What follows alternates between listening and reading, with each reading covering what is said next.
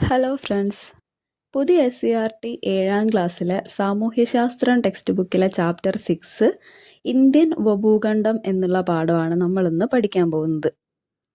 സാധാരണ ചെയ്യുന്നത് പോലെ തന്നെ SCERT ടെക്സ്റ്റ് ബുക്കിലെ എല്ലാ കോളംസും ടേബിൾസും എല്ലാം ഉൾപ്പെടുത്തി PSC പോയിന്റ് ഓഫ് വ്യൂവിൽ PYQs ഒക്കെ ആഡ് ചെയ്തിട്ടാണ് നമ്മൾ ക്ലാസ് മുന്നോട്ട് പോകുന്നത്. അപ്പോൾ സ്റ്റാർട്ട് ചെയ്യാം. ഭൂമിയുടെ 2/3 ഭാഗവും സമുദ്രമാണ്. 2/3 ഭാഗം സമുദ്രമാണ്. ഓക്കെ, ബാക്കി കരഭാഗമാണ്. ലോകത്തിലെ പ്രധാനപ്പെട്ട സമുദ്രങ്ങൾ പറയുകയാണെങ്കിൽ ഇമ്പോർട്ടൻ്റ് ആയിട്ട് 5 സമുദ്രങ്ങളാണ് നമ്മൾ പഠിക്കാനുള്ളത്. പസഫിക് മഹാസമുദ്രം, അറ്റ്ലാന്റിക് മഹാസമുദ്രം, ആർട്ടിക് മഹാസമുദ്രം, ഇന്ത്യൻ മഹാസമുദ്രം, അന്റാർട്ടിക് സമുദ്രം, അതായത് ആർട്ടിക്കും അന്റാർട്ടിക്കും ഉണ്ട്. ഓക്കെ, പിന്നെ ഇന്ത്യൻ മഹാസമുദ്രം ഉണ്ട്. അതുകൂടാതെ പസഫിക്കും അറ്റ്ലാന്റിക്കും ഉണ്ട്. 5 എണ്ണമാണ് ഓർത്ത് വെച്ചേക്കുക. ഈ അന്റാർട്ടിക് സതേൺ റീജിയനിലുള്ളതാണ്. ഓക്കെ, അടുത്തത് വ്യത്യസ്ത ഭൂപ്രകൃതി വിഭാഗങ്ങളെ ഉൾക്കൊള്ളുന്ന വലിയ കരഭാഗത്തിനെയാണ് നമ്മൾ ഭൂഖണ്ഡം എന്ന് വിളിക്കുന്നത്. ഭൂഖണ്ഡത്തിന്റെ വേറെ പേരെന്താണ്? വൻകര അല്ലെ, കോണ്ടിനെന്റ് ആണ്. സമുദ്രങ്ങളാൽ ചുറ്റപ്പെട്ട വിസ്തൃതമായ കരഭാഗങ്ങളെയാണ് വൻകരകൾ എന്ന് വിളിക്കുന്നത്. വിശാലമായ കരയുടെ ഭാഗങ്ങളെ കരയുടെ കഷ്ണങ്ങൾ എന്നുള്ള അർത്ഥത്തിലാണ് ഭൂഖണ്ഡങ്ങൾ അഥവാ വൻകരകൾ എന്ന് വിളിക്കുന്നത്. ഓക്കെ, ഏതൊക്കെയാണ് വൻകരകളായിട്ടുള്ളത്? 7 വൻകരകളാണ് നമുക്കുള്ളത്. അറിയാം അല്ലേ? ഏറ്റവും വലുത് ഏഷ്യ. നമ്മൾ ഏഷ്യ വൻകരയിലാണ് ഉൾക്കൊള്ളുന്നത്. പിന്നെ ഏതാ? ആഫ്രിക്ക. അതേപോലെ വടക്കേ അമേരിക്ക, തെക്കേ അമേരിക്ക, അന്റാർട്ടിക്ക, യൂറോപ്പ്, ഓസ്ട്രേലിയ. അപ്പോൾ ഏഷ്യ, ആഫ്രിക്ക, വടക്കേ അമേരിക്ക, തെക്കേ അമേരിക്ക. ഈ പിക്ചറിൽ കൂടി നോക്കിയിട്ട് പോവുക. ഏകദേശം ഒരു പൊസിഷൻ നമ്മൾ മനസ്സിലാക്കി വെക്കുന്നത് നല്ലതാണ്. ഓക്കെ, അപ്പോൾ ഏഷ്യ, ആഫ്രിക്ക, വടക്കേ അമേരിക്ക, തെക്കേ അമേരിക്ക, അന്റാർട്ടിക്ക, യൂറോപ്പ്, ഓസ്ട്രേലിയ, ഇങ്ങനെ 7 വൻകരകളാണ് ഉള്ളത്. ഓക്കെ, ഇനി ലോകത്തിൽ ഏറ്റവും വലിയ വൻകരയാണ് ഏഷ്യ. രണ്ടാമത്തേത് ആഫ്രിക്കയാണ്. ഓക്കെ, പിന്നെ ലോകത്തിലെ ഏറ്റവും ചെറിയ വൻകരയാണ് ഓസ്ട്രേലിയ എന്ന് പറയുന്നത്. ഇന്ത്യ സ്ഥിതി ചെയ്യുന്ന ഭൂഖണ്ഡമാണ് ഏഷ്യൻ ഭൂഖണ്ഡം, നമ്മൾ പറഞ്ഞു അല്ലേ. ഇനി വൈവിധ്യമാർന്ന ഭൂപ്രകൃതി വിഭാഗങ്ങളും കാലാവസ്ഥയും ഒക്കെയുള്ള വിശാലമായ ഭൂഖണ്ഡ ഭാഗങ്ങളെയാണ് ഉപഭൂഖണ്ഡങ്ങൾ എന്ന് വിളിക്കുന്നത്. ഈ ഭൂഖണ്ഡങ്ങളെ തന്നെ കുഞ്ഞു കുഞ്ഞു പാർട്സ് ആക്കിയിട്ട് മാറ്റുകയാണ് അല്ലേ. അതിനെയാണ് ഉപഭൂഖണ്ഡങ്ങൾ എന്ന് വിളിക്കുന്നത്. Sub continent. ഓക്കെ, ഇന്ത്യൻ ഉപഭൂഖണ്ഡത്തിന്റെ ഭൂപ്രകൃതിയിൽ ഉൾപ്പെടുന്നത് എന്തൊക്കെയാന്ന് വെച്ചാൽ, ഒന്നാമതേ പർവ്വതനിരകളുണ്ട് അല്ലേ, ഉന്നതമായ പർവ്വത ശിഖരങ്ങളുണ്ട്. അതേപോലെ വിശാലമായ സമതലങ്ങളുണ്ട്, മരുഭൂമി പ്രദേശങ്ങൾ, കാഠിന്യമേറിയ ശിലകളാൽ നിർമ്മിതമായിട്ടുള്ള പീഠഭൂമി പ്രദേശങ്ങളുണ്ട്. അതേപോലെ തീരസമതലങ്ങളും ദ്വീപുകളും ഉണ്ട്. ടോട്ടലി മെയിൻലി നമ്മൾ അതിനെ 5ആയിട്ടാണ് ക്ലാസിഫൈ ചെയ്യുന്നത്. ഉത്തര പർവ്വത മേഖല, ഉത്തര മഹാസമതലം, ഉപദ്വീപീയ പീഠഭൂമി, തീരപ്രദേശങ്ങളും ദ്വീപുകളും അല്ലേ. ഓക്കെ, മരുഭൂമി കൂടിയുണ്ട്. ഓക്കെ, ഇനി ഉപഭൂഖണ്ഡം ഭൂഖണ്ഡം തമ്മിലുള്ള ഡിഫറൻസ് നോക്കുകയാണെങ്കിൽ, വിശാലമായ കരയുടെ ഭാഗമാണ് ഭൂഖണ്ഡം എന്ന് പറയുന്നത്. വിശാലമായ ഭൂഖണ്ഡ ഭാഗമാണ് ഉപഭൂഖണ്ഡം എന്ന് പറയുന്നത്. അത് തമ്മിലുള്ള വ്യത്യാസമുള്ളൂ. വലിപ്പം കൂടുതൽ ഭൂഖണ്ഡത്തിനാണ്, വലിപ്പം കുറവ് ഉപഭൂഖണ്ഡത്തിനാണ്. വേറെ വ്യത്യാസങ്ങളൊന്നുമില്ല. എല്ലാം ബാക്കിയൊക്കെ സെയിം ആണ്. അതായത് വ്യത്യസ്തമായ ഭൂപ്രകൃതി വിഭാഗങ്ങൾ ഉൾക്കൊള്ളുന്നുണ്ട്. അതേപോലെ പ്രകൃതിദത്ത അതിർത്തികളാൽ വേർതിരിക്കപ്പെടുന്ന ഭൂവിഭാഗമാണ്. ഓക്കെ, അത്രയേ ഉള്ളൂ.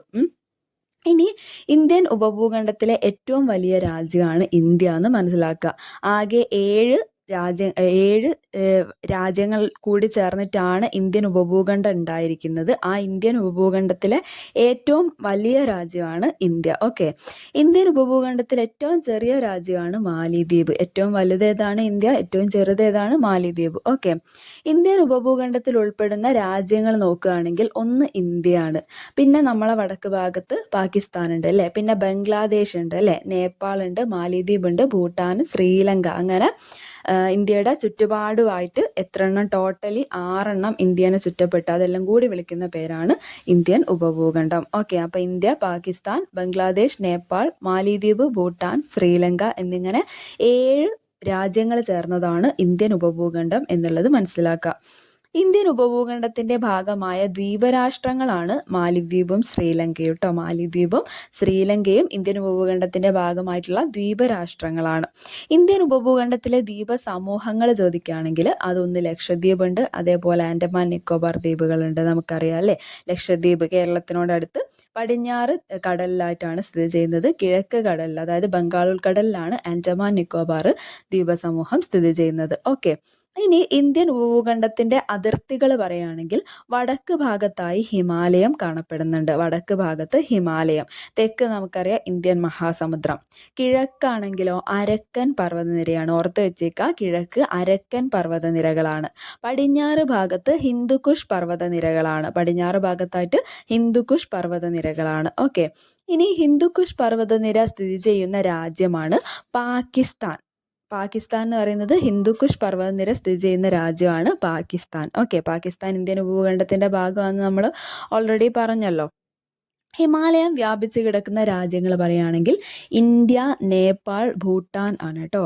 ഹിമാലയം വ്യാപിച്ചു കിടക്കുന്ന രാജ്യങ്ങൾ ഇന്ത്യ, നേപ്പാൾ, ഭൂട്ടാൻ. ഓക്കെ, ലോകത്തിൽ ഏറ്റവും ഉയരമേറിയ കൊടുമുടികൾ സ്ഥിതി ചെയ്യുന്ന പർവ്വതനിരയാണ് ഹിമാലയം എന്ന് പറയുന്നത്. ലോകത്തിൽ ഏറ്റവും വലിയ കൊടുമുടിയായിട്ടുള്ള മൗണ്ട് എവറസ്റ്റ് സ്ഥിതി ചെയ്യുന്ന രാജ്യമാണ് നേപ്പാൾ. അപ്പോൾ ഹിമാലയം ഏറ്റവും ഉയരമേറിയ കൊടുമുടികളുള്ള ഒരു പർവ്വതനിരയാണ്. ആ ഒരു ഏറ്റവും ഉയരം കൂടിയ പർവ്വതമാണ് നമുക്കറിയാം എവറസ്റ്റ്. ആ എവറസ്റ്റ് നേപ്പാളിലാണ്. അത്രയേ ഉള്ളൂ. ഇനി മൗണ്ട് എവറസ്റ്റ് സ്ഥിതി ചെയ്യുന്നത് ഹിമാലയൻ നിരകളിലാണെന്ന് മനസ്സിലാക്കാം. മൗണ്ട് എവറസ്റ്റ് ഹിമാലയൻ നിരകളിലാണ്, നമുക്കറിയാവുന്ന കാര്യമാണ്. ഇനി ഒരു ഫാക്ട് പറയുകയാണെങ്കിൽ ഒരു രാജ്യത്തിന്റെ പേരിൽ അറിയപ്പെടുന്ന ഏക സമുദ്രമാണ് കേട്ടോ ഇന്ത്യൻ മഹാസമുദ്രം. ഇത് നമ്മളോട് PSC ചോദിച്ചിട്ടുള്ള ക്വസ്റ്റ്യനാണ്. വേറെ ഒരു സമുദ്രത്തിന്റെ പേരിലും എന്തില്ല, രാജ്യത്തിന്റെ പേരില്ല. മീൻസ് ഒന്ന് നമുക്ക് സമുദ്രങ്ങളെ പേര് നോക്കാം. പസഫിക് മഹാസമുദ്രം, അറ്റ്ലാന്റിക് മഹാസമുദ്രം, ആർട്ടിക് സമുദ്രം, ഇന്ത്യൻ മഹാസമുദ്രം, അന്റാർട്ടിക് സമുദ്രം. ഇതിലാകെ ഇന്ത്യന്റെ പേരുള്ളത്, അതായത് ഇന്ത്യൻ മഹാസമുദ്രത്തിന് മാത്രമേ ഉള്ളൂ ഒരു രാജ്യത്തിന്റെ പേരുള്ളൂ. ഓക്കെ ആണല്ലോ. അപ്പം ഒരു രാജ്യത്തിന്റെ പേരിൽ അറിയപ്പെടുന്ന ഏക സമുദ്രമാണ് ഇന്ത്യൻ മഹാസമുദ്രം എന്നുള്ളത് മനസ്സിലാക്കുക കേട്ടോ. ഇനി പാമീർ പീഠഭൂമിയെ കുറിച്ചിട്ട് കുറച്ച് കാര്യങ്ങൾ പഠിക്കാം. ഏഷ്യൻ ഭൂഖണ്ഡത്തിന്റെ തെക്ക് ഭാഗത്തായി മറ്റു ഭാഗങ്ങളിൽ നിന്നും ഭൂമിശാസ്ത്രപരമായി വേർതിരിക്കുന്ന ഭാഗമാണ് പാമീർ പീഠഭൂമി. ഏഷ്യ ഭൂഖണ്ഡത്തിന്റെ തെക്ക് ഭാഗത്തിനെ മറ്റു ഭാഗങ്ങളിൽ നിന്നുമൊക്കെ വേർതിരിക്കുന്നു, ഭൂമിശാസ്ത്രപരമായി വേർതിരിക്കുന്നു. പാമീർ പർവ്വതനിര അതിൻ്റെ ഇടക്കായിട്ടാണ് സ്ഥിതി ചെയ്യുന്നത് എന്നേ ഉദ്ദേശിച്ചിട്ടുള്ളൂ. ഇനി ലോകത്തിന്റെ മേൽക്കൂര എന്നറിയപ്പെടുന്നത് PSC പ്രീവിയസ് ക്വസ്റ്റ്യൻ ആണ് കേട്ടോ. ലോകത്തിന്റെ മേൽക്കൂര എന്നറിയപ്പെടുന്നത് പാമീർ പീഠഭൂമിയാണ്. പാമീർ പീഠഭൂമി സ്ഥിതി ചെയ്യുന്ന രാജ്യമാണ് താജിക്കിസ്ഥാൻ എന്നുള്ള രാജ്യത്താണ് പാമീർ പീഠഭൂമി സ്ഥിതി ചെയ്യുന്നത്. പാമീറിൽ സംഗമിക്കുന്ന പർവ്വതനിരകൾ നോക്കുകയാണെങ്കിൽ ഫസ്റ്റ് വണ് ടിയാൻ ഷാൻ, അതേപോലെ കാരക്കോറം, കുൻലൂൻ, ഹിന്ദുക്കുഷ്. ഈ 4 ഓർത്ത് വെച്ചേക്കുക. ടിയാൻ ഷാൻ, കാരക്കോറം, കുൻലൂൻ, ഹിന്ദുക്കുഷ് എന്നിവ പാമീറിൽ സംഗമിക്കുന്ന പർവ്വതനിരകളാണ്. സെറ്റാണല്ലോ. ഇനി അടുത്തതിലേക്ക് കടക്കാം. അടുത്തതെന്ന് പറയുമ്പോൾ ഇന്ത്യൻ്റെ ഫസ്റ്റത്തെ ഭൂമിശാസ്ത്രപരമായ ഏരിയ നമ്മൾ പഠിക്കാൻ പോകുന്നത് ഉത്തര മഹാസമതലമാണ്. ജസ്റ്റ് എല്ലാ ഭാഗങ്ങളെയും എല്ലാ ഭൂപ്രകൃതി വിഭാഗങ്ങളെയും ഈ ചാപ്റ്ററിൽ നമ്മൾ കടന്നു പോകുന്നുണ്ട്. ഇതിപ്പോൾ 7ാം ക്ലാസ്സിലെ ചാപ്റ്റർ ആണല്ലോ. ഇതിലത്തെ ഓരോ ഭൂമിശാസ്ത്ര മേഖലയെയും ഓരോ ചാപ്റ്റേഴ്സ് ആയിട്ടാണ് നമ്മൾ 9th പഠിക്കുന്നത്. ഓൾറെഡി നമ്മൾ ആ 9th എല്ലാ ചാപ്റ്റേഴ്സും വീഡിയോ ചെയ്ത് കഴിഞ്ഞിട്ടുണ്ട്. അപ്പം ഇപ്പം നമുക്ക് ഇതിനെല്ലാത്തിനെയും ഒന്ന് ഓവറോൾ ആയിട്ട് പഠിക്കാൻ മാത്രമേ ഉള്ളൂ. അതാണ് 7ാം ക്ലാസ്സിലുള്ളത്. നമുക്ക് സ്റ്റാർട്ട് ചെയ്യാം കേട്ടോ. ഉത്തര മഹാസമതലം.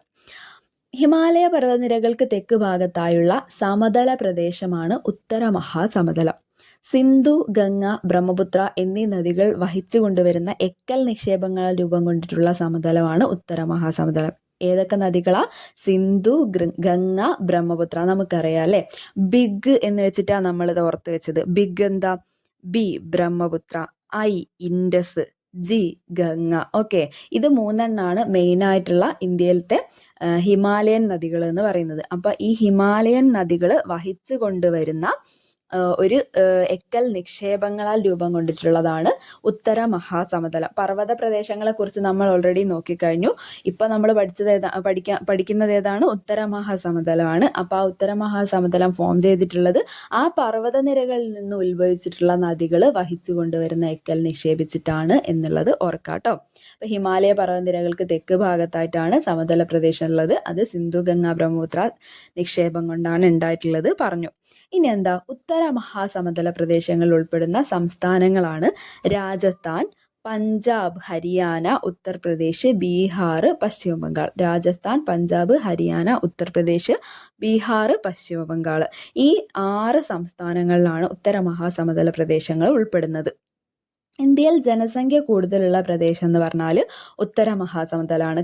കാരണം അവിടെ കൂടുതൽ കൃഷിയൊക്കെ ഉണ്ട്. അപ്പോൾ കൃഷിയെ ആശ്രയിച്ചിട്ടൊക്കെ ഒരുപാട് പേര് തിങ്ങിപ്പാർക്കുന്ന ഏരിയ ആണ് ഉത്തര മഹാസമതലം എന്ന് പറയുന്നത്. എല്ലാം കൊണ്ടും മനുഷ്യവാസത്തിന് ഏറ്റവും സ്യൂട്ടബിൾ ആയിട്ടുള്ള ഏരിയ ആണ്. ഓക്കെ, ഇനി ഉത്തര മഹാസമതലത്തിലെ പടിഞ്ഞാറ് ഭാഗത്ത് മഴ തീരെ കുറവാണ്.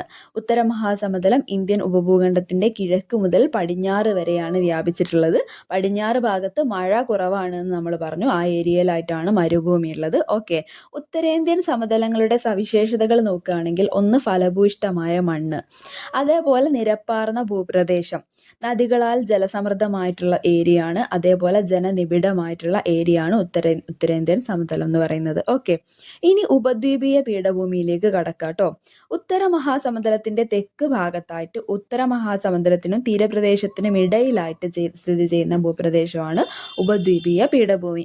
ഇതിന് ഒരു ഹൈറ്റ് എന്ന് പറയുന്നത്, അതായത് ഉപദ്വീപീയ പീഠഭൂമിക്ക് സമുദ്രനിരപ്പിൽ നിന്നുമുള്ള ഏകദേശം ഹൈറ്റ് എന്ന് പറയുന്നത് ഒരു 150 മുതൽ 900 മീറ്റർ വരെയാണ് എന്നുള്ളത് ഓർക്കുക. ഉയരത്തിലാണ് 150 മുതൽ 900 മീറ്റർ വരെ. ഓക്കെ, അടുത്തത് ഉപദ്വീപീയ പീഠഭൂമിയുടെ ആകൃതി എന്ന് പറഞ്ഞാൽ ത്രികോണാകൃതിയാണ്. ഇത് PSC പ്രീവിയസ് ക്വസ്റ്റ്യൻ ആണ് കേട്ടോ. ത്രികോണാകൃതിയാണ് ഉപദ്വീപീയ പീഠഭൂമിക്ക് ഉള്ളത്. ഓക്കെ, ഉപദ്വീപീയ പീഠഭൂമിയുടെ വടക്ക് പടിഞ്ഞാറായി ഇന്ത്യയിലും പാകിസ്ഥാനിലുമായി വ്യാപിച്ചിരിക്കുന്ന വരണ്ട ഭൂപ്രദേശമാണ് നമുക്കറിയാം ഥാർ മരുപ്രദേശം, ഥാർ മരുഭൂമി. ഓക്കെ, ഥാർ മരുഭൂമിയിലെ സ്വാഭാവിക സസ്യജാലങ്ങളാണ് കള്ളിമുൾ ചെടികളും കുറ്റിച്ചെടികളും ഒക്കെ. നമുക്കറിയാം മരുഭൂമി പ്രദേശത്താണ് മുൾച്ചെടികളൊക്കെ കാണപ്പെടുന്നത്. പിന്നെന്താ, ഉപദ്വീപീയ പീഠഭൂമിയുടെ ഭാഗമായ പർവ്വതനിരകളാണ് വിന്ധ്യ, സത്പുര, ആരവല്ലി, പശ്ചിമഘട്ടം, പൂർവഘട്ടം. സെറ്റാണോ? എന്താണ് വിന്ധ്യ, സത്പുര, ആരവല്ലി. വിന്ധ്യ, സത്പുര ഓൾവേസ് നമ്മൾ ഇന്ത്യൻ്റെ മധ്യഭാഗത്തായിട്ടുള്ള രണ്ടെണ്ണമാണ് നമുക്കറിയാം. വിന്ധ്യ, സത്പുര ഓക്കെ ആണ്. പിന്നെ ആരവല്ലി, രാജസ്ഥാൻ ആ ഏരിയയിലുള്ള ആരവല്ലി ഓർക്കുക. പിന്നെ പശ്ചിമഘട്ടമുണ്ട്, പൂർവ്വഘട്ടമുണ്ട്. പശ്ചിമഘട്ടം നമ്മളെ പടിഞ്ഞാറ് ഭാഗത്ത് കേരളത്തിൽ കൂടിയൊക്കെ കടന്നു പോകുന്ന ആ ഒരു പശ്ചിമഘട്ടം. പിന്നെ പൂർവ്വഘട്ടം നേരെ ഓപ്പോസിറ്റ് വി ഷേപ്പിൽ അപ്പുറത്തെ ഭാഗത്തായിട്ട് സ്ഥിതി ചെയ്യുന്ന പൂർവ്വഘട്ടം. രണ്ട് ഭാഗം ഒക്കെ ആണല്ലോ. അപ്പം വിന്ധ്യ, സത്പുര, ആരവല്ലി, പശ്ചിമഘട്ടം, പൂർവ്വഘട്ടം സെറ്റ് ആണെന്ന് വിചാരിക്കുന്നു. ഇനി അടുത്തത് നോക്കാം. ഉപദ്വീപീയ പീഠഭൂമിയുടെ ഏറ്റവും ഉയരം കൂടിയ ഭാഗമാണ് ആനമുടി. ആനമുടിന്റെ ഹൈറ്റ് എപ്പോഴും ചോദിക്കുന്നതാണ്, ഓർത്ത് വെച്ചേക്കുക. 2695 മീറ്റർ ആണ്. 2695 മീറ്റർ ആണ് ആനമുടിയുടെ ഹൈറ്റ്. സെറ്റാണ്. ഇനി ഉപദ്വീപീയ പീഠഭൂമിയുടെ ഭാഗമായ സംസ്ഥാനങ്ങളാണ് മധ്യപ്രദേശ്, ജാർഖണ്ഡ്, ഛത്തീസ്ഗഡ്. ഏതൊക്കെയാ? മധ്യപ്രദേശ്, ജാർഖണ്ഡ്, ഛത്തീസ്ഗഡ് എന്നീ സംസ്ഥാനങ്ങളും അതേപോലെ കുറച്ചെണ്ണത്തിന്റെ ഭാഗങ്ങളും സ്ഥിതി ചെയ്യുന്നുണ്ട്. അതേതൊക്കെയാ നോക്കുക. കർണാടക, തമിഴ്നാട്, രാജസ്ഥാൻ, ആന്ധ്രാപ്രദേശ്, ഒഡീഷ, പശ്ചിമ ബംഗാൾ എന്നീ സംസ്ഥാനങ്ങളിലെ ചില പ്രദേശങ്ങളും ഉപദ്വീപീയ പീഠഭൂമിയുടെ ഭാഗമാണ്. സെറ്റാണല്ലോ. നമ്മളെ വയനാടൊക്കെ ഉപദ്വീപീയ പീഠഭൂമിയുടെ ഭാഗമാണ്. അത് ചോദിച്ച ക്വസ്റ്റ്യൻ ആണ് കേട്ടോ. വയനാട് ഉപദ്വീപീയ പീഠഭൂമിയുടെ ഭാഗമാണ്. ഓക്കെ, ഇനി അടുത്തത് തീരസമതലങ്ങളാണ്. തീരസമതലങ്ങളെ കുറിച്ച് നോക്കുകയാണെങ്കിൽ ഇന്ത്യയിലെ കടൽ തീരത്തിന്റെ നീളം നമ്മൾ ആദ്യം പഠിക്കണം. 6100 കിലോമീറ്റർ. 6100 കിലോമീറ്റർ. ഇന്ത്യയിലെ കടൽ തീരത്തിന്റെ നീളം 6100 കിലോമീറ്റർ ആണ്. ബംഗാൾ ഉൾക്കടലിനോട് ചേർന്ന തീരപ്രദേശമാണ് കിഴക്കൻ തീരം എന്ന് പറയുന്നത്. അതേപോലെ പടിഞ്ഞാറ് അറബിക്കടലിനോട് ചേർന്ന തീരപ്രദേശമാണ് പടിഞ്ഞാറൻ തീരം എന്ന് പറയുന്നത്. ഓക്കെ, പടിഞ്ഞാറൻ തീരസമതലത്തിന്റെ വീതി കിഴക്കൻ തീരത്തെ അപേക്ഷിച്ച് കുറവാണ്. മീൻസ് നമ്മളെ കേരളത്തിൻ്റെ ഒക്കെ ഈ ഒരു ബീച്ച് എന്ന് പറയുന്നത് വളരെ വീതി കുറവാണ്. ഇതിനെ അപേക്ഷിച്ച് നോക്കുന്ന സമയത്ത് ഈ കിഴക്കൻ തീരത്ത്, അതായത് തമിഴ്നാട് ആ ഒരു പ്രദേശത്തൊക്കെ എന്താണ് കൂടുതൽ വീതിയിൽ ബീച്ച് കാണപ്പെടുന്നുണ്ട്. ഓക്കെ, തീരപ്രദേശത്തിന്റെ വീതി അത് എപ്പോഴും ചോദിക്കുന്ന ക്വസ്റ്റ്യൻ ആണ്. പടിഞ്ഞാറൻ തീരസമതലത്തിന്റെ വീതി കുറവാണ്, കിഴക്കൻ തീരസമതലത്തിന്റെ വീതി കൂടുതലാണ്. സെറ്റാണല്ലോ. ഇനി പടിഞ്ഞാറൻ തീരസമതലത്തിലെ പ്രധാനപ്പെട്ട കൃഷി ഇനങ്ങൾ നോക്കാം.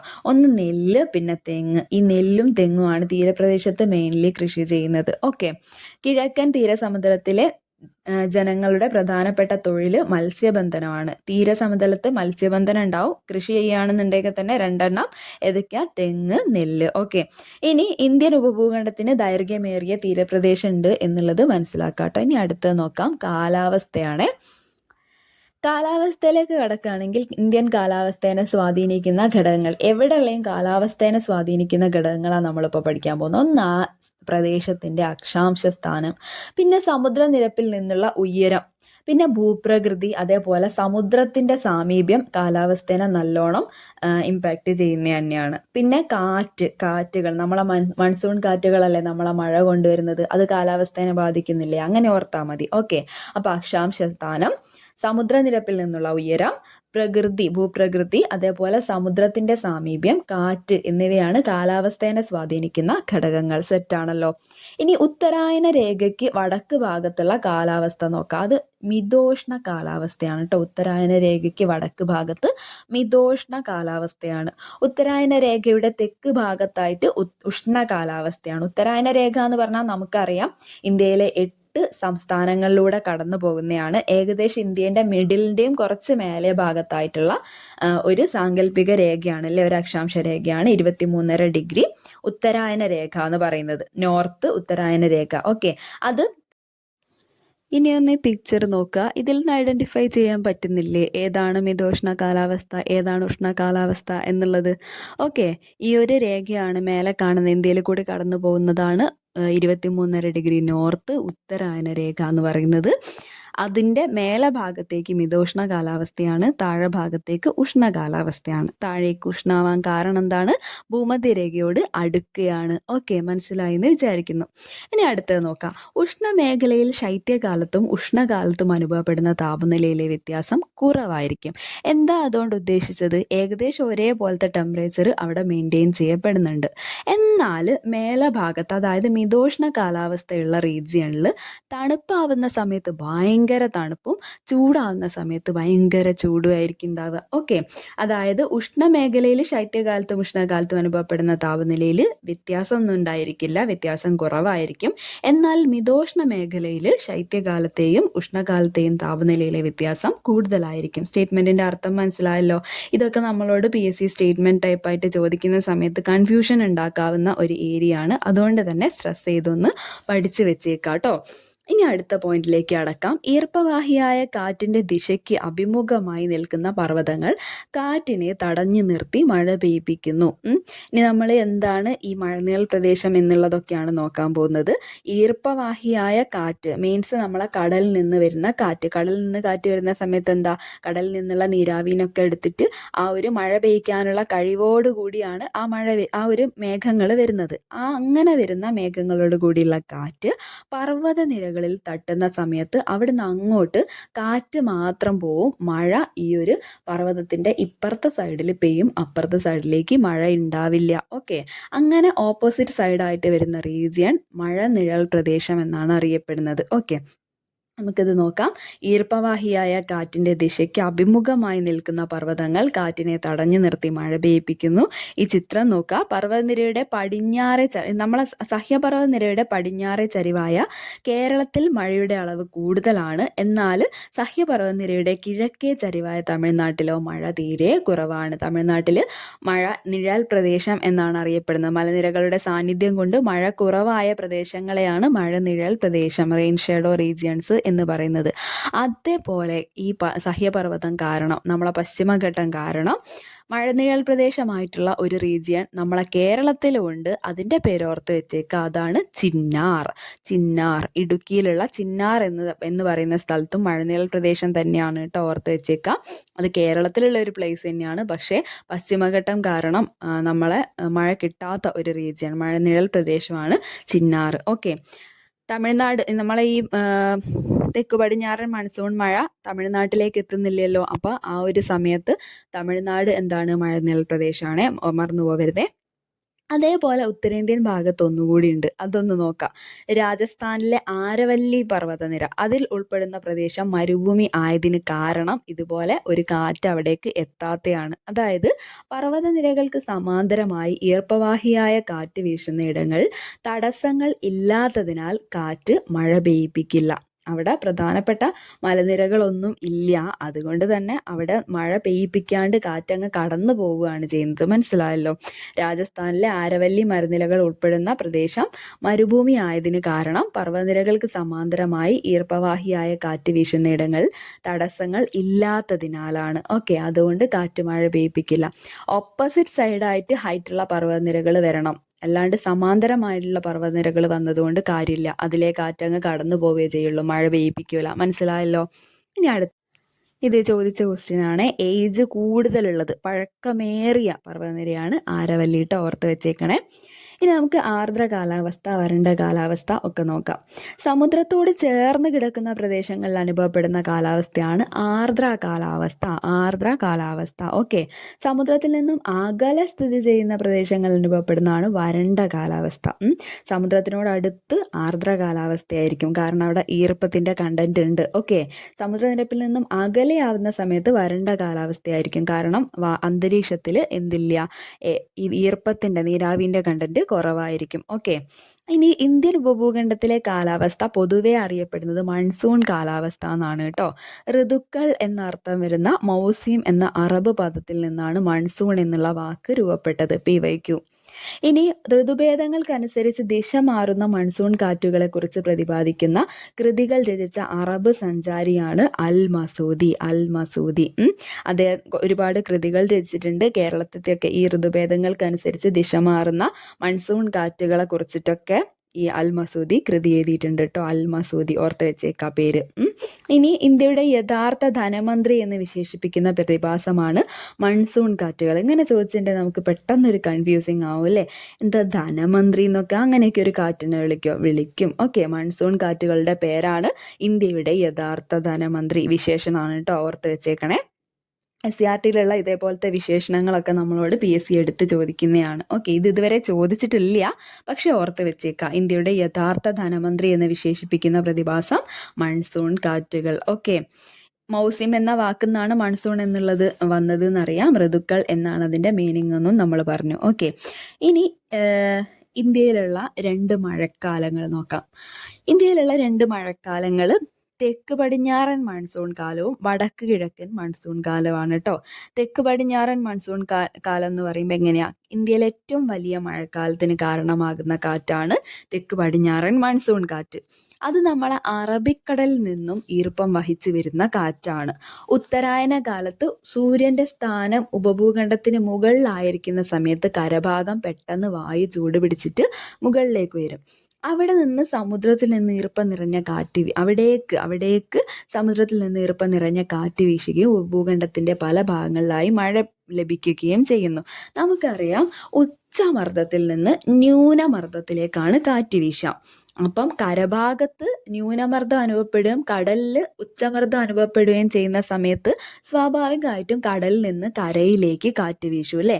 അങ്ങനെ വീശുന്ന ഒരു കാറ്റാണ് ഉത്തരായന കാലത്ത്. അങ്ങനെ വീശുന്ന കാറ്റാണ് ഏത്, ഈ തെക്ക് പടിഞ്ഞാറൻ മൺസൂൺ കാറ്റുകൾ എന്ന് ഓർക്കാം. ഈ മൺസൂൺ കാറ്റുകൾ വീശുന്ന സമയത്ത് ആ കാറ്റിന്റെ കൂട്ടത്തിൽ എന്തുണ്ടായിരിക്കും, നീരാവി ഉണ്ടായിരിക്കും. കടലിൽ നിന്ന് ഈർപ്പം വഹിച്ചുകൊണ്ടാണ് ആ കാറ്റ് വരുന്നത്. അപ്പം പർവ്വതനിരകൾ തട്ടി നമ്മൾ നേരത്തെ പറഞ്ഞ പോലെ തന്നെ മഴ പെയ്യിപ്പിക്കും അല്ലേ. തെക്ക് പടിഞ്ഞാറൻ മൺസൂൺ കാറ്റ് നമ്മളെ ഇന്ത്യയിലെ കാലാവസ്ഥ നിർണ്ണയിക്കുന്നതിൽ പ്രധാനപ്പെട്ട ഒരു പങ്ക് വഹിക്കുന്നുണ്ട്. മാസം നോക്കാം. ഏത് മാസങ്ങളിലാ? മെയ് ജൂൺ മാസങ്ങളിൽ തെക്ക് പടിഞ്ഞാറൻ ദിശയിൽ ഇന്ത്യൻ സമുദ്രത്തിൽ നിന്നും ഇന്ത്യൻ ഉപഭൂഖണ്ഡത്തിലേക്ക് വീശുന്ന കാറ്റുകളാണ് ഇവ. നമ്മൾ ഇപ്പം നമ്മൾ കടന്നു പോകുന്ന ഒരു സിറ്റുവേഷൻ മെയ് ജൂൺ മാസം അല്ലേ. ഈ ഒരു മാസത്ത് തെക്ക് പടിഞ്ഞാറൻ മൺസൂൺ, നമ്മൾ കാലവർഷം വന്നു എന്നൊക്കെ പറയില്ലേ, അത് ഇതന്നെയാ, ഈ കാറ്റുകൾ വരുന്നതാണ് കേട്ടോ. ഓക്കെ. തെക്ക് പടിഞ്ഞാറൻ മൺസൂൺ കാറ്റാണ് ഇതെന്ന് ഓർമ്മിച്ച് വെച്ചേക്കാം. ഇനി കേരളത്തിൽ തെക്ക് പടിഞ്ഞാറൻ മൺസൂൺ കാലം അറിയപ്പെടുന്നത് കാലവർഷം അല്ലെങ്കിൽ ഇടവപ്പാതി എന്നാണ് കേട്ടോ. കാലവർഷം അല്ലെങ്കിൽ ഇടവപ്പാതി. ഓക്കെ. ഇന്ത്യയിൽ ഏറ്റവും കൂടുതൽ മഴ ലഭിക്കുന്ന പ്രദേശമാണ് മൗസിൻഡ്രോം എന്ന് പറയുന്ന പ്രദേശം. ഓക്കെ. മേഘാലയയിലാണ് ഇത് സ്ഥിതി ചെയ്യുന്നത്. ചിറാപുഞ്ചി മൗസിൻഡ്രോം മാറി മൗസിൻഡ്രോം എന്നാണ് ഇപ്പം അതിൻ്റെ പേര്. ഓക്കെ. മേഘാലയയിലുള്ള മൗസിൻഡ്രോം ആണ് ഏറ്റവും കൂടുതൽ മഴ ലഭിക്കുന്ന പ്രദേശം. സെറ്റാണല്ലോ. ഇനി ഇന്ത്യയിൽ ഏറ്റവും കുറവ് മഴ ലഭിക്കുന്ന പ്രദേശം കൂടി നോക്കാം. അത് നമ്മൾ ഒരിക്കലും പ്രതീക്ഷിക്കില്ല. ലേ ആണ്. ലഡാക്ക്. ഇന്ത്യയിൽ ഏറ്റവും കുറവ് മഴ ലഭിക്കുന്ന പ്രദേശമാണ് ലഡാക്ക്. ഓപ്ഷനിൽ ഏതെങ്കിലും ഒരു മരുഭൂമിൻ്റെ പേരൊക്കെ ഉണ്ടെന്നുണ്ടെങ്കിൽ പെട്ടെന്ന് നമ്മൾ അത് അങ്ങോട്ട് മാർക്ക് ചെയ്യും. അത് തെറ്റാണ്. ഇന്ത്യയിൽ ഏറ്റവും കുറവ് മഴ ലഭിക്കുന്ന പ്രദേശം ഏതാണ്? ലേ ആണ്. സെറ്റാക്കി വെച്ചേക്കുക. ലഡാക്ക്. ഓക്കെ. ഇനി ഇന്ത്യയുടെ പടിഞ്ഞാറൻ തീരത്തും വടക്ക് കിഴക്കൻ സംസ്ഥാനങ്ങളിലും ഹിമാലയത്തിന്റെ അടിവാര മേഖലകളിലും ധാരാളം മഴ ലഭിക്കാൻ കാരണമാകുന്നത് തെക്ക് പടിഞ്ഞാറൻ മൺസൂൺ കാറ്റുകളാണ്. നമുക്കറിയാം അല്ലേ. ഇനി വടക്ക് കിഴക്കൻ മൺസൂൺ ആണ് നോക്കാൻ പോകുന്നത്. ദക്ഷിണായന സമയത്ത് സൂര്യന്റെ സ്ഥാനം ഇന്ത്യൻ സമുദ്രത്തിന് മുകളിലായിരിക്കും ഉണ്ടാവുക. ദക്ഷിണായന കാലത്ത് സമുദ്രോപരിതലത്തിലുള്ള വായു ചൂട് പിടിക്കും, എന്നിട്ട് ഉയരും. അവിടേക്ക് ഉത്തര ദിക്കിൽ നിന്നുള്ള കാറ്റ് വീശുകയും ചെയ്യുന്നു. സെപ്റ്റംബർ ഒക്ടോബർ മാസങ്ങളിൽ വടക്ക് കിഴക്ക് നിന്ന് തെക്ക് പടിഞ്ഞാറോട്ട് വീശുന്ന കാറ്റുകളാണ് വടക്ക് കിഴക്കൻ മൺസൂൺ കാറ്റുകൾ. നമുക്കറിയാം എവിടെ നിന്നാണോ വീശുന്നത് ആ പേരാണ് നമ്മൾ കാറ്റിന് കൊടുക്കുക. അപ്പം ഏത് ദിശയിൽ നിന്നാണ് ഇത് വീശുന്നത്? വടക്ക് കിഴക്ക് ദിശയിൽ നിന്നാണ് വീശുന്നത്. അപ്പം വടക്ക് കിഴക്കൻ മൺസൂൺ കാറ്റുകൾ. ബംഗാൾ ഉൾക്കടലിൽ നിന്നും നീരാവി ആഗിരണം ചെയ്ത് കിഴക്കൻ തീരങ്ങളിൽ വ്യാപകമായ മഴയ്ക്ക് കാരണമാകുന്ന കാറ്റാണ് ഇത് വടക്കു കിഴക്കൻ മൺസൂൺ കാറ്റുകൾ. വടക്ക് കിഴക്കൻ മൺസൂൺ കാറ്റുകൾ. ഈ വടക്ക് കിഴക്കൻ മൺസൂൺ കാലത്ത് കനത്ത മഴ ലഭിക്കുന്നത് കോറമാൻഡൽ തീരത്താണ് കേട്ടോ. അതായത് അപ്പുറത്തെ സൈഡിലാണ്. വടക്ക് കിഴക്കൻ മൺസൂൺ കാലത്ത് കനത്ത മഴ ലഭിക്കുന്ന ഭൂപ്രദേശം നമ്മളെ കിഴക്കൻ തീരപ്രദേശമാണ്. അതിൻ്റെ പേരാണ് കോറമാൻഡൽ തീരം. കോറമാൻഡൽ തീരം. ഓക്കെ, നമ്മളെ തമിഴ്നാടൊക്കെ ഉൾപ്പെടുന്ന പ്രദേശം. വടക്കു കിഴക്കൻ മൺസൂൺ കാലത്ത് ഏറ്റവും കൂടുതൽ മഴ ലഭിക്കുന്ന സംസ്ഥാനമാണ് തമിഴ്നാട്. ഓക്കെ, കേരളത്തിൽ വടക്ക് കിഴക്കൻ മൺസൂൺ കാലം അറിയപ്പെടുന്നത് തുലാവർഷം എന്നാണ് കേട്ടോ. തുലാവർഷം. ഓക്കെ, വടക്ക് കിഴക്കൻ മൺസൂൺ കാറ്റുകൾ പൊതുവെ വരണ്ട കാറ്റുകളാണ്. വടക്ക് കിഴക്കൻ മൺസൂൺ ഇടിയോടുകൂടിയുള്ള മഴയ്ക്കാണ് കാരണമാവുന്നത്. ഇടിയോടുകൂടിയ മഴ ഏത് മാസങ്ങളിലാണ്? നമ്മളെ സെപ്റ്റംബർ ഒക്ടോബർ മാസങ്ങളിൽ. ഓക്കെ, ഇനി നമുക്ക് ഉത്തരായന രേഖ ദക്ഷിണായന രേഖ ഒക്കെ ഒന്ന് നോക്കാം. ജസ്റ്റ് ഓട്ടിച്ച് പോവാം. നേരത്തെ ഓൾറെഡി പറഞ്ഞിട്ടുള്ള കാര്യമാണ് അല്ലേ. ഭൂമിയുടെ 23.5 വടക്കുള്ള അക്ഷാംശ രേഖയാണ് ഉത്തരായന രേഖ, ട്രോപ്പിക് ഓഫ് ക്യാൻസർ. ഭൂമിയുടെ 23.5 തെക്ക് ഭാഗത്തുള്ള അക്ഷാംശ രേഖയാണ് ദക്ഷിണായന രേഖ, ട്രോപ്പിക് ഓഫ് കാപ്രിക്കോൺ. ഓക്കെ, തെക്ക് ഭാഗത്ത്. ഓക്കെ, ഇനി സൂര്യന്റെ ആപേക്ഷിക സ്ഥാനം ഉത്തരായന രേഖയ്ക്കും ദക്ഷിണായന രേഖയ്ക്കും ഇടയിൽ മാറിക്കൊണ്ടിരിക്കുന്ന പ്രതിഭാസം, അതിൻ്റെ പേരാണ് അയനം. ഓക്കെ, സൂര്യന്റെ ആപേക്ഷിക സ്ഥാനം ഉത്തരായന രേഖയുടെയും ദക്ഷിണായന രേഖയുടെയും ഇടയിലായിട്ട് അങ്ങോട്ടും ഇങ്ങോട്ടും മാറിക്കൊണ്ടിരിക്കും. ആ പ്രതിഭാസത്തിനെയാണ് അയനം എന്ന് വിളിക്കുന്നത്. സൂര്യന്റെ അയനത്തിനെ സ്വാധീനിക്കുന്ന ഘടകങ്ങൾ വെരി ഇമ്പോർട്ടൻ്റ് ആണ്. ഭൂമിയുടെ പരിക്രമണം, ഭൂമിയുടെ അച്ചുതണ്ടിന്റെ ചരിവ്. ഓക്കെ, ഈ 2 കാര്യങ്ങളാണ് കാരണമായിട്ടുള്ളത്. അതായത് സൂര്യന് സ്ഥാനമാറ്റം ഉണ്ടാകുന്നതായി അനുഭവപ്പെടുന്നതിന് 2 കാരണങ്ങളാണുള്ളത്. ഭൂമിയുടെ പരിക്രമണവും ഭൂമിയുടെ അച്ചുതണ്ടിന്റെ ചരിവും. ഓക്കെ, ഇനി ഇന്ത്യയിൽ വേനൽക്കാലം ആരംഭിക്കുന്നത് സൂര്യന്റെ ഉത്തരായന കാലത്താണ് കേട്ടോ. സൂര്യന്റെ ഉത്തരായന കാലത്താണ് ഇന്ത്യയിൽ വേനൽക്കാലം ആരംഭിക്കുന്നത്. ഓക്കെ, ഇന്ത്യയിൽ ആ സമയത്തുള്ള കൃഷി, അതായത് കാർഷിക കാലങ്ങൾ നമ്മൾ നോക്കി വെക്കേണ്ടതുണ്ട്. ഓരോ വിളയും വിതയ്ക്കുന്നതിനും വിളവെടുക്കുന്നതിനുമുള്ള നിശ്ചിത കാലങ്ങൾ അറിയപ്പെടുന്ന പേരാണ് കാർഷിക കാലങ്ങൾ. ഇന്ത്യയിൽ 3 കാർഷിക കാലങ്ങളാണ് ഇമ്പോർട്ടൻ്റ് ആയിട്ടുള്ളത്: ഖാരിഫ്, റാബി, സയ്യിദ്. ഈ കാർഷിക കാലങ്ങൾ ഇമ്പോർട്ടൻ്റ് ആണ്. ഖാരിഫ്, റാബി, സയ്യിദ്. ഈ നെല്ല് ഖാരിഫ് വിളയാണ് എന്നുള്ളത് എപ്പോഴും PSCന്റെ പ്രീവിയസ് ക്വസ്റ്റ്യൻ ആണ്. ബാക്കിയുള്ളതും നമുക്ക് നോക്കി വെക്കണം. അപ്പോൾ ഓരോന്ന് 1 by 1 ആയിട്ട് നോക്കാം. ഖാരിഫ്, റാബി, സയ്യിദ്. Okay, first 1 kharif. തെക്കു പടിഞ്ഞാറൻ മൺസൂണിന്റെ ആരംഭത്തോടെ കൃഷി ഇറക്കി മൺസൂണിന്റെ അവസാനത്തോടെ വിളവെടുക്കുന്ന മൺസൂൺ ഒരു കാർഷിക കാലമാണ് ഖാരിഫ് എന്ന് പറയുന്നത്. ജൂൺ മാസത്തിൽ വിളവിറക്കി സെപ്റ്റംബർ ഒക്ടോബർ മാസങ്ങളിലോ നവംബർ ആദ്യ വാരങ്ങളിലോ ആയിട്ട് വിളവെടുക്കുന്നു. ഊഷ്മാവും ജലവും കൂടുതൽ ആവശ്യമുള്ള വിളയാണ് ഖാരിഫ് വിളകൾ എന്ന് പറയുന്നത്. പ്രധാനപ്പെട്ട ഖാരിഫ് വിളകൾ ഓർത്ത് വെച്ചേക്കുക. ഈ എക്സാമ്പിൾസ് വെച്ചിട്ടാണ് നമുക്ക് PSC ചോദിക്കാറുള്ളത്. നെല്ല്, പരുത്തി, ചണം, അരിച്ചോളം, ബജ്ര, തുവര, ജോവർ, സോയാബീൻ, കരിമ്പ്, നിലക്കടല, തിനവിളകൾ. ഇതിൽ വെരി ഇമ്പോർട്ടൻ്റ് ആയിട്ട് നെല്ല് ഓർത്ത് വെക്കുക, പരുത്തി, ചണം, അതേപോലെ നിലക്കടല. ഇതൊക്കെ നമ്മളോട് ചോദിക്കുന്ന ക്വസ്റ്റ്യൻ. കരിമ്പും ചോദിക്കുന്നതാട്ടോ. അപ്പം നെല്ല്, പരുത്തി, ചണം, കരിമ്പ്, നിലക്കടല ഓർത്ത് വെച്ചേക്കുക ഖാരിഫ് വിളകളാണ്. ഇനി അടുത്തത് റാബി നോക്കാം. റാബി എന്ന് പറയുമ്പോൾ ശൈത്യകാലത്തിൻ്റെ ആരംഭത്തോടെ വിളവിറക്കുകയും വേനലിൻ്റെ ആരംഭത്തോടെ വിളവെടുക്കുകയും ചെയ്യുന്ന കാർഷിക കാലമാണ് റാബി എന്ന് പറയുന്നത്. ഒക്ടോബർ നവംബർ മാസങ്ങളിലോ നവംബർ മധ്യത്തിലോ ഒക്കെ ആയിട്ടാണ് വിളവിറക്കുന്നത്. മാർച്ചിലാണ് വിളവെടുക്കുന്നത്. ഓക്കെ, ഊഷ്മാവും ജലവും മിതമായ അളവിൽ മതി കേട്ടോ. മിതമായ അളവിൽ ആവശ്യമായതാണ് റാബി വിളകൾ. പിന്നെ പ്രധാനപ്പെട്ട റാബി വിളകളാണ് ഗോതമ്പ്, പയറ് വർഗ്ഗങ്ങൾ, കടുക്, പുകയില, ബാർലി ഇതെല്ലാം ഓർത്ത് വെച്ചേക്കണം. ഗോതമ്പ്, പയറ് വർഗ്ഗങ്ങൾ, കടുക്, പുകയില, ബാർലി. ഗോപബാലിക പുകവലിച്ചു എന്നൊക്കെ ഒരു കോഡൊക്കെ ഉണ്ട്. ഗോതമ്പ്, പാ എന്ന് പറയുമ്പോൾ പയറ് വർഗ്ഗങ്ങൾ, അതേപോലെ പുകയില, ഓക്കെ, പുക എന്ന് പറയുമ്പോൾ പുകയില. അങ്ങനെ ബാക്കിയുള്ളത് ഏതൊക്കെയാ? കടുക്, ബാർലിയും അതിന്റെ കൂടെ തന്നെ ഓർത്ത് വെച്ചേക്കാം. അപ്പം റാബി വിളകളാണ് ഗോതമ്പ്, പയറ് വർഗ്ഗങ്ങൾ, കടുക്, പുകയില, ബാർലി. സെറ്റ് ആണല്ലോ. ഇനി സൈദ് വിളകൾ നോക്കാം. സൈദ് എന്ന് പറയുമ്പം ആ കാർഷിക കാലം എന്ന് പറയുന്നത് വേനലിന്റെ ആരംഭത്തോടെയാണ് വിള ഇറക്കുന്നത്. വേനലിന്റെ ആരംഭത്തോടെ വിള ഇറക്കുക.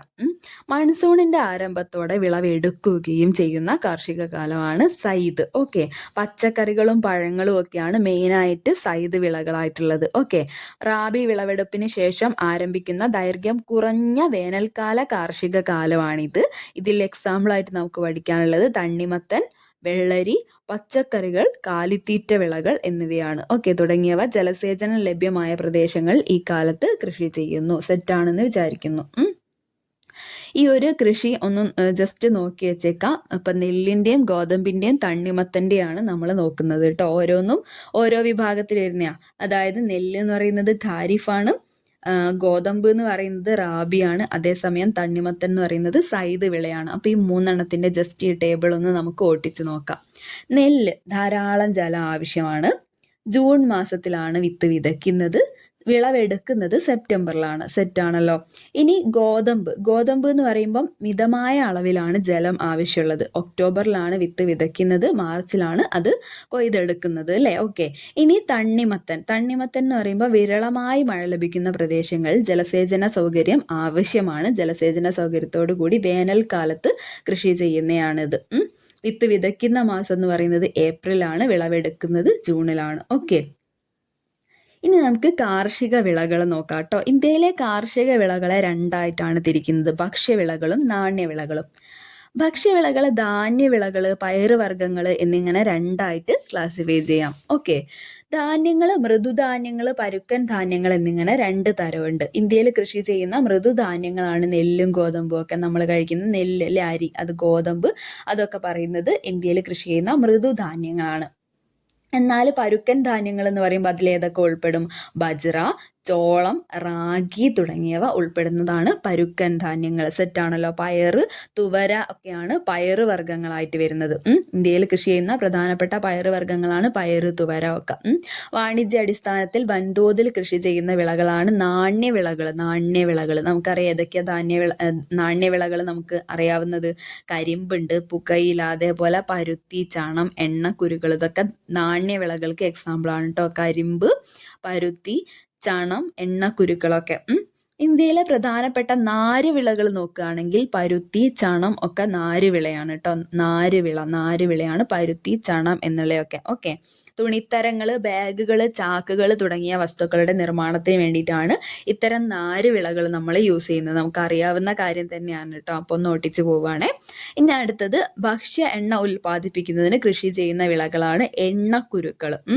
നിലക്കടല, കടുക് വർഗ്ഗങ്ങൾ, സോയാബീൻ നിന്ന് എണ്ണ ഉൽപ്പാദിപ്പിക്കുന്നുണ്ട് അല്ലേ. അതേപോലെ സൂര്യകാന്തി, ഇതൊക്കെ എണ്ണക്കുരുക്കൾക്ക് എക്സാമ്പിൾ ആണ്.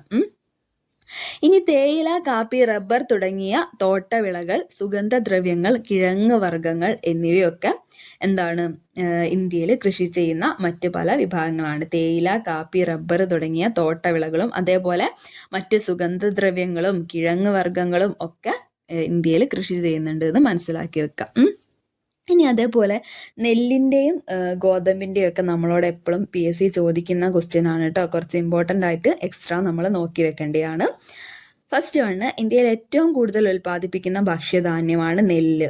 നെല്ലിന്റെ ശാസ്ത്രീയ നാമം ഒറൈസ സെറ്റൈവ എന്നാണ് കേട്ടോ. ഒറൈസ സെറ്റൈവ. നെൽകൃഷിക്ക് അനുയോജ്യമായ ഭൂമിശാസ്ത്ര ഘടകങ്ങൾ എന്ന് പറഞ്ഞാൽ ഒന്ന് എക്കൽ മണ്ണാണ്. അതേപോലെ എത്ര ടെമ്പറേച്ചർ വേണം? 24 ഡിഗ്രി സെൽഷ്യസിന് മുകളിൽ താപനില ആവശ്യമാണ്. നമ്മളെ പഴയ SCRTയിലും ഒക്കെ ഇക്കാര്യം എടുത്തു പറഞ്ഞിട്ടുണ്ടായിരുന്നു. അതുമാത്രമല്ല PSC എപ്പോഴും ചോദിക്കുന്ന ഒരു ഏരിയ ആണ്. അപ്പം നെല്ല് ഓർത്ത് വെച്ചേക്കുക, ഒറൈസ സെറ്റേവ, എക്കൽ മണ്ണ് ആവശ്യമാണ്. അതേപോലെ 24 ഡിഗ്രി സെൽഷ്യസിന് മുകളിൽ താപനില ആവശ്യമാണ്. ഇനി 150 സെന്റിമീറ്റർ കൂടുതൽ മഴ ആവശ്യമാണ്. മഴ എത്ര വേണം? 150 സെന്റിമീറ്ററിൽ കൂടുതൽ വേണം. ഓക്കെ. ഇന്ത്യയിൽ ഏറ്റവും കൂടുതൽ നെല്ല് ഉൽപ്പാദിപ്പിക്കുന്ന സംസ്ഥാനമാണ് പശ്ചിമ ബംഗാൾ എന്ന് ഓർക്കുക. പശ്ചിമ ബംഗാൾ. ഇന്ത്യയിൽ ഭക്ഷ്യവിളകളിൽ 2ാം സ്ഥാനം ഗോതമ്പിനാണുള്ളത്. ഗോതമ്പ് ഫസ്റ്റ് വൺ ആയിട്ട് വരുന്നത് നെല്ലാണ്. ഏറ്റവും കൂടുതൽ ഉൽപ്പാദിപ്പിക്കുന്ന ഭക്ഷ്യധാന്യം നെല്ലാണ്. സെക്കൻഡ് പൊസിഷനിൽ ഗോതമ്പാണ്. അപ്പോൾ ഗോതമ്പിന്റെ ശാസ്ത്രീയ നാമം ഒന്ന് നോക്കാം. ട്രിറ്റിക്കം ഈസ്റ്റിവം. ഗോതമ്പിന്റെ ശാസ്ത്രീയ നാമമാണ് ട്രിറ്റിക്കം ഈസ്റ്റിവം. ഗോതമ്പ് കൃഷിക്ക് അനുയോജ്യമായ ഭൂമിശാസ്ത്ര ഘടകങ്ങൾ നോക്കുകയാണെങ്കിൽ ഫസ്റ്റ് വൺ നീർവാർച്ചയുള്ള എക്കൽ മണ്ണ് വേണം. നീർവാർച്ചയുള്ള എക്കൽ മണ്ണ് വേണം. അതേപോലെ 10 ഡിഗ്രി സെൽഷ്യസ് മുതൽ 26 ഡിഗ്രി സെൽഷ്യസ് വരെ താപനില, ഹൈ ടെമ്പറേച്ചർ. മറ്റേ നെല്ലിനെ അപേക്ഷിച്ച് നോക്കുമ്പോൾ കുറച്ചും കൂടി ഹൈ ടെമ്പറേച്ചർ ആണ് നമുക്ക് ഗോതമ്പിന് വേണ്ടത്. ഇനി 75 സെന്റിമീറ്റർ വരെ മഴ മതി. അതിലും കൂടുതൽ മഴ ആവശ്യമില്ല. എത്ര മതി? 75 മതി. ഓക്കെ. 150 ആണ് നെല്ല് പഠിച്ചത്. നേർ പകുതിയാണ് ഗോതമ്പിന് ആവശ്യമുള്ളത്. അത്ര മതി കേട്ടോ. ഇനി ഇന്ത്യയിൽ ഗോതമ്പ് കൃഷി ചെയ്യുന്ന പ്രധാനപ്പെട്ട പ്രദേശങ്ങൾ എന്ന് പറഞ്ഞാൽ ഗംഗ സത്ലജ് പ്രദേശമാണ്. ഗംഗ സത്ലജ് പ്രദേശം. അതേപോലെ ഡക്കാനിലെ കറുത്ത മണ്ണ് പ്രദേശത്തും ഗോതമ്പ് കൃഷി ചെയ്യുന്നുണ്ട് കേട്ടോ. ഇനി ചോളം കൃഷിക്ക് അനുയോജ്യമായ മണ്ണ് എന്ന് പറയുന്നത് നീർവാർച്ചയുള്ള ഫലഭൂയിഷ്ടമായിട്ടുള്ള മണ്ണാണ്. ചോളം കൃഷിക്ക് വേണ്ട ശരാശരി വാർഷിക മഴ ആസിഡ് ഗോതമ്പിന്റെ പോലെ തന്നെ 75 സെന്റിമീറ്റർ ആണ്. ഇനി യൂണിവേഴ്സൽ ഫൈബർ എന്ന് വിശേഷിപ്പിക്കുന്ന നാണ്യവിളയാണ് കേട്ടോ പരുത്തി. യൂണിവേഴ്സൽ ഫൈബർ എന്ന് വിശേഷിപ്പിക്കപ്പെടുന്ന നാണ്യവിളയാണ് പരുത്തി. അതേസമയം പരുത്തിനെ നമ്മൾ യൂണിവേഴ്സൽ ഫൈബർ എന്ന് വിളിക്കും. ഗോൾഡൻ ഫൈബർ എന്ന് വിളിക്കുന്ന ധാന്യവിളയാണ് കേട്ടോ ചണം. അത് മറന്നു പോകരുത്. യൂണിവേഴ്സൽ ഫൈബർ പരുത്തിയാണ്. ഗോൾഡൻ ഫൈബർ അത് ചണമാണ്. ഓക്കെ. നമുക്ക് നോക്കാം, ഇതിൽ തന്നെ വരുന്നുണ്ട്. പരുത്തി കൃഷിക്ക് അനുയോജ്യമായ ഭൂമിശാസ്ത്ര ഘടകങ്ങൾ നോക്കുകയാണെങ്കിൽ ഒന്ന് മഞ്ഞുവീഴ്ച ഇല്ലാത്ത വളർച്ചാ കാലമാണ്. നമ്മൾ ഇങ്ങനെ കണക്ട് ചെയ്യുക. മഞ്ഞൊക്കെ വീണ് കഴിഞ്ഞാൽ ഈ പഞ്ഞി കുതിർന്നു പോകുന്നു ഓർക്കുക. പരുത്തി എന്ന് പറയുന്നത് പഞ്ഞി പോലെ കോട്ടൺ അല്ലേ. അപ്പോൾ ആ കോട്ടൺ കുതിർന്നു പോകുന്നു ഓർത്ത് വെക്കുക. അപ്പോൾ മഞ്ഞുവീഴ്ച പാടില്ല. മഞ്ഞുവീഴ്ച ഇല്ലാത്ത വളർച്ചാ കാലം ആവശ്യമാണ്. അതേപോലെ 20 ഡിഗ്രി സെൽഷ്യസ് മുതൽ 30 ഡിഗ്രി സെൽഷ്യസ് വരെ താപനില ആണ് ആവശ്യമായിട്ടുള്ളത്. അതേപോലെ ചെറിയ തോതിൽ വാർഷിക വർഷപാതം വേണം. ഓക്കെ. ലോകത്തിൽ ചണം ഉൽപാദനത്തിൽ മുന്നിൽ നിൽക്കുന്ന രാജ്യമാണ് ഇന്ത്യ കേട്ടോ. ഇമ്പോർട്ടൻ്റ് ആണ്. ലോകത്തിൽ ഫസ്റ്റ് ആണ് ഇന്ത്യ. ചണം ഉൽപാദനത്തിൽ മുന്നിൽ നിൽക്കുന്ന രാജ്യമാണ് ഇന്ത്യ. സുവർണ നാര് എന്ന് വിശേഷണമുള്ള നാണ്യവിളയാണ് ചണം. സുവർണ നാര് എന്ന് പറയുന്നത് ചണമാണ്. ലോകത്തിൽ ചണം ഉൽപാദനത്തിൽ മുന്നിൽ നിൽക്കുന്നത് ഇന്ത്യയാണ്. ഓർത്ത് വെച്ചേക്കുക. കരിമ്പിന്റെയും പഞ്ചസാരയുടെയും കാര്യം എടുക്കുകയാണെന്നുണ്ടെങ്കിൽ ഉൽപാദനത്തിൽ 1ാം സ്ഥാനത്തുള്ള സംസ്ഥാനമാണ് ഉത്തർപ്രദേശ്. ഇന്ത്യയിലുള്ള ഉത്തർപ്രദേശിലാണ് കരിമ്പിന്റെയും പഞ്ചസാരയുടെയും ഉൽപാദനത്തിൽ 1ാം സ്ഥാനം. ഓക്കെ. ഇത്രയാണ് നമുക്ക് ഈ ഒരു ചാപ്റ്ററിൽ പഠിച്ചു വെച്ചേക്കാനുള്ളത്. PSC പോയിന്റ് ഓഫ് വ്യൂവിൽ ഒരു ഇമ്പോർട്ടൻ്റ് ചാപ്റ്റർ തന്നെയാണ്. ബേസിക് ആയിട്ട് നമുക്ക് ഈ ചാപ്റ്ററിൽ കുറച്ച് കാര്യങ്ങൾ പഠിച്ചു വെച്ചേക്കാനുണ്ട്. ഇതിൻ്റെ ഡീറ്റെയിലിംഗ് ആയിട്ടുള്ളത് 9ാം ക്ലാസ്സിലാണ്. സ്റ്റേറ്റ്മെൻറ്റ് ടൈപ്പ് ആയിട്ടൊക്കെ നമ്മളോട് 9ാം ക്ലാസ്സിലത്തെ കാര്യങ്ങളാണ് ഇപ്പോൾ ചോദിച്ച് കാണുന്നത്. ട്രെൻഡിങ് ആയിട്ട് നമുക്ക് ഈ അടുത്തിടെ കഴിഞ്ഞിട്ടുള്ള സെക്രട്ടേറിയറ്റ് OALൊക്കെ ഉപദ്വീപീയ പീഠഭൂമി എന്ന് പറയുന്ന ചാപ്റ്ററിൽ നിന്നൊക്കെ ക്വസ്റ്റ്യൻ വന്നിട്ടുണ്ട്. അതൊക്കെ നമ്മളെ ചാനലിൽ പ്ലേലിസ്റ്റ് അവൈലബിൾ ആണ്. നോക്കിയിട്ട് പഠിക്കാം കേട്ടോ. അപ്പോൾ ഓക്കെ ഫ്രണ്ട്സ്, താങ്ക് യു.